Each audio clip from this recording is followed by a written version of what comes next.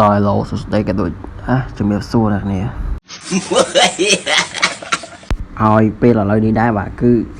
ចាញ់ event ទៀតហើយបាទសើមិញចាញ់ event មួយហើយគេណាចាញ់ event ទៀតបាទ free fire ដឹងគិតអីបាទចាញ់ event និយាយទៅជាប់គ្នាបណ្ដោយហើយអាណាលុយបុកតអ្នកគ្នា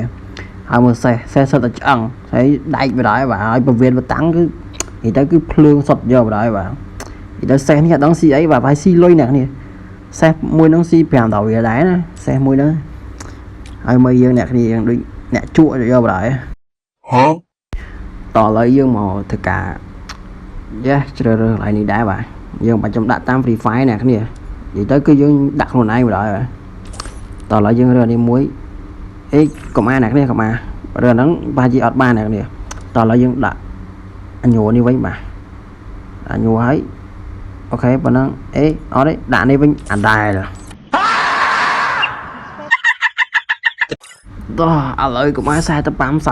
45យូរអ្នកនេះតឥឡូវយើងចុចទៅបាទដើម្បីធានាថាបានគឺយើងចុចបែបហ្នឹងអាហ្នឹងគឺជា style របស់ខ្ញុំបាទដើម្បីឲ្យបានគឺចុចបែបហ្នឹងបានអាច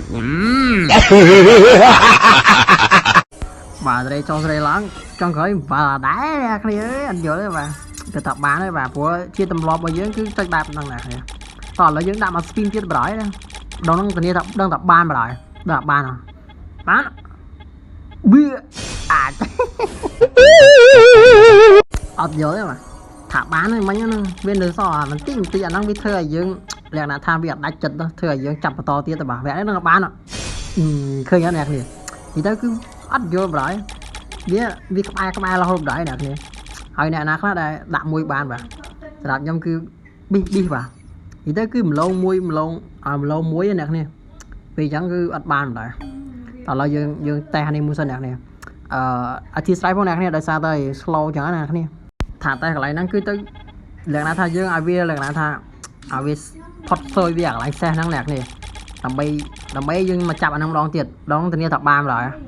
តោះមួយទៀត slow ទៀតអ្នកគ្នាបានឌឺអំបាលទៀតឥឡូវមួយចុងក្រោយអ្នកគ្នាមួយចុងក្រោយធានាថាបានឡើយបើមិនក៏បែកកូសេះហើយអ្នកគ្នាឥឡូវអ្នកគ្នាឆាឡេងមកខ្ញុំបានអត់ថាបានអីខ្ញុំទាយថាដឹងថាបានមួយអ្នកគ្នាតោះបានក៏បែកអ្នកគ្នាអត់អីក៏បែកគឺយកបាទក៏បែកទុកគប់ឲ្យចោលសៀមអត់អីបានក៏បែកក៏បានបាទ